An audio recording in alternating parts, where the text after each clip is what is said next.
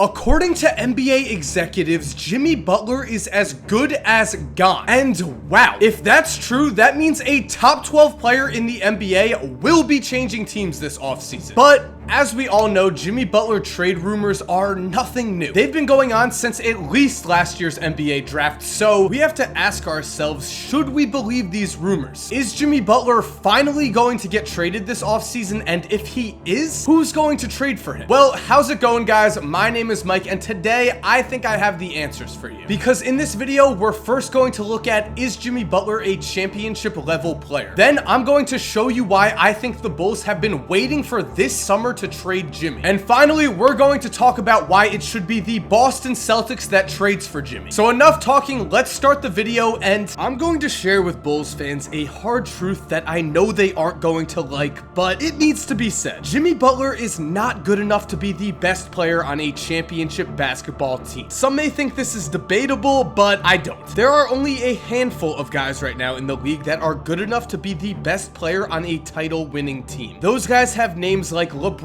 James, Russell Westbrook, James Harden, Kevin Durant, Kawhi Leonard, Steph Curry. You get the point. Jimmy Butler is not in this elite tier of players, but that's fine. Instead, I believe he's in the second tier, which means I think that JB is very capable of being the second best player on a championship contending team, as long as he has a better player to defer to at times. And there's nothing wrong with that. Throughout league history, championships have been won through some massive efforts from elite NBA wingmen, the Scottie Pippens of the world. So sure, Jimmy isn't going to win you a championship by himself, but if he's paired with the right star, well, then your team is going to be a title contender. And going even further than that, of the three wing players who could be potentially available this offseason, Jimmy Butler, Paul George, and Gordon Hayward, I think Butler is unquestionably the right choice for anyone looking to build a championship contender.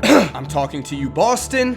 As we can see, when comparing numbers, Jimmy has a clear advantage in this trio in assists and PER, and he also leads the three in points per game and steals per game. On top of this, while PG and Hayward have certainly improved throughout their respective careers, neither of them have made a leap in skill quite like Jimmy has. I mean, the man has such an incredible work ethic that he has willed himself from bench scrub to all-star starter in just a few short seasons. Every single year since he's come into the league, we have seen Butler come into training camp as a drastically improved player from last year, which means with Jimmy Butler, not only are you getting the player who has put up the best stats this year of the Celtics' three potential candidates, not only are you getting the best defender of these three candidates, but you're also getting one of the hardest workers in the entire NBA, as well as a competitive psychopath, a player who will do anything to win. You know Jimmy is going to come into next season even better than he was before, and you know his determination to win an NBA championship will never waver for a second. So after this season, I think we can all agree that Jimmy Butler is a championship level player. But if that's true, then why are the Bulls going to trade him? Why trade a top 12 player to get a prospect that you hope turns into a top 12 player? Well, the answer to that is that Jimmy Butler just does not fit the Chicago Bulls timeline, because right now the Chicago Bulls are in trouble. They currently have a team that is good enough to make the playoffs, but has no real path to championship contention in the near future. This is what we like to refer to as the NBA's no man's land, and it is the worst possible place for a franchise to be, which is why if I were in charge of the Chicago Bulls front office, I would be asking myself one question: is it possible to build a championship contender around Jimmy before his contract is up? And if the answer to that question is no, then you have to trade him. And let me be blunt here. The answer to that question is obviously no. There is no chance that the Bulls could possibly build a team that could seriously compete with the Cavaliers or the Warriors in the next 2 seasons, because that's all the Bulls have here. 2 seasons to figure out their roster situation before Jimmy inevitably declines his player option and becomes a free agent agent in the summer of 2020. And just looking at the next 2 years of free agents, there are no players who could really transform the Bulls to the point that they are title contenders, and even if there were, why would any of them go to Chicago? The disarray in the front office has been public news for some time now. No all-star player in their right mind is going to bet their career on Gar Forman and John Paxson, which means the Chicago Bulls need to trade Jimmy Butler. It's just that simple. But I actually think they've been playing out this situation the right way, because when it comes to trading a star player, the most important thing to do is to stay patient and wait for the right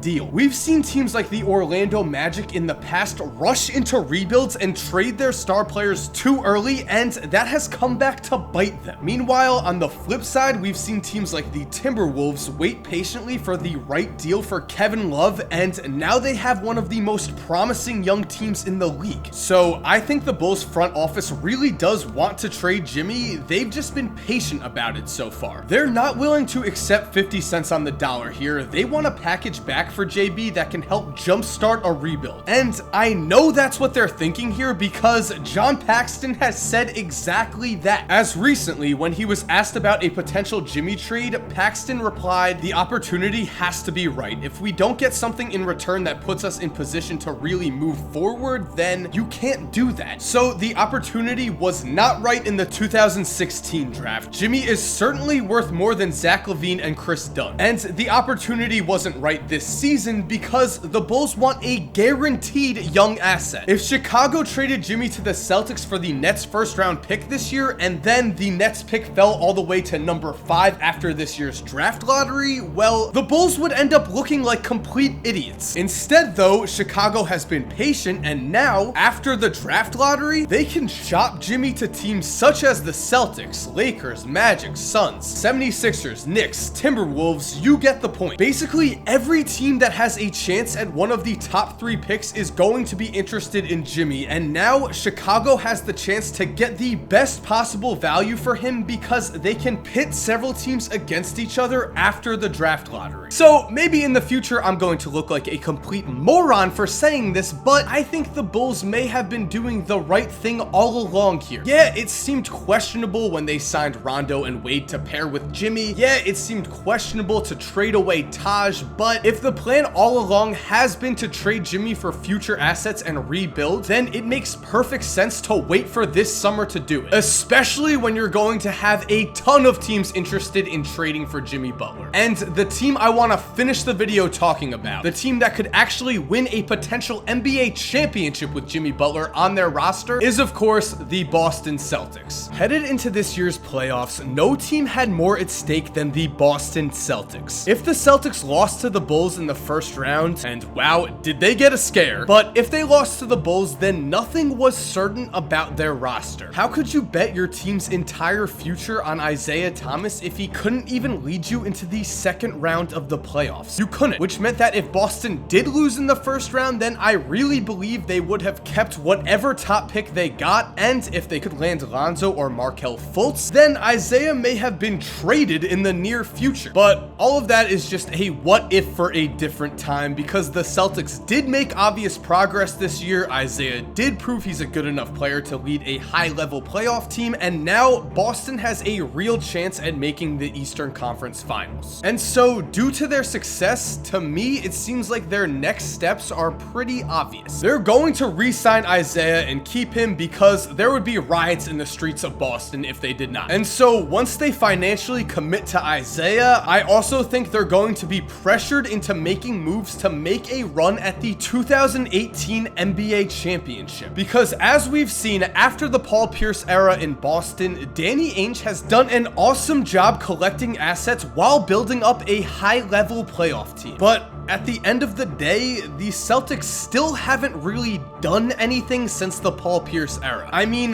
while stockpiling assets is great, there does eventually come a time when you need to cash in on those assets and go out and get your team a star, which is something Boston has refused to do these last few years. During last year's offseason, the Celtics refused to give up anything substantial for a player like Jimmy Butler. Then during this season, even though they had some clear flaws on their roster, Boston even refuse to give up anything to address these needs, such as trading for a rebounding big man. And like I mentioned with the Bulls, it's okay to be patient. It's okay to wait things out and wait to make the right move. But again, there comes a time where eventually a concrete plan needs to be put in place for a team's future. So if the Celtics believe in their current core, if they believe that Isaiah Thomas is a good enough offensive player to bring them a championship, then Boston needs to go out there this offseason and trade for Jimmy Butler. Because as I've said earlier, I truly believe Jimmy will be a better fit in Boston than someone like Paul George would be. Jimmy has the same toughness, the same chip on his shoulder that Boston has looked for when building their roster the last few years. What's more, Jimmy is an incredible defender. He's someone who can do his best to make up for Isaiah's lack of defensive ability. And while he's surely a capable second option for the Celtics, he also could fulfill the much needed role of a second ball handler and creator for Boston's offense, as Jimmy has demonstrated this season that if his team needs him to run the offense, well, he can do just that at a high level. Basically, at the end of the day here, Jimmy Butler is the exact secondary star the Boston Celtics need to make the next step. He is certainly worth a top 2 pick in the 2017 draft, because when you make that first or second pick, you make it with the hope that the player you're drafting will become as good a player as Jimmy Butler is right now. So there we have it. Basically, when it all comes down to it, Jimmy Butler is a championship level player, but he just doesn't fit the Chicago Bulls timeline. They're never going to have a good enough team around him to seriously compete for a championship. And speaking of timelines, the Boston Celtics need another championship level player to take that next step. So I think a trade between the Celtics and the Bulls just makes the most sense here. If you're interested in hearing me talk about a Jimmy Butler to the Celtics trade more, then go check out the second channel video I did on this. It's called What If Jimmy Butler Goes to the Celtics? I'll leave the link to that in the description. And yeah, also, if you're not already subscribed to this channel, it would be awesome if you subscribe. If you love the NBA or basketball in general, I promise you, you are going to love the videos I am making this summer. So subscribe if you're new. If you're already subscribed, you are awesome. We know this. And as always, have an awesome day, and cue that music.